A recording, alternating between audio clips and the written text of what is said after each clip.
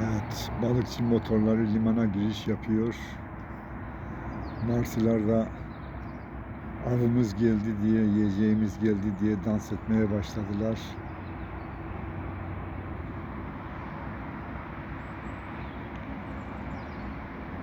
Motorun peşinden gidiyorlar. Onlar da rızık peşinde. Evet, bir motor daha giriyor onun peşinden.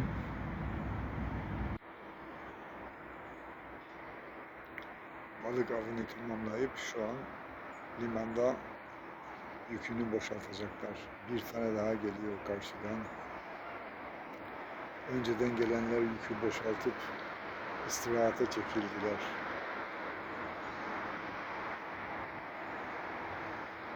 Görüyorsunuz.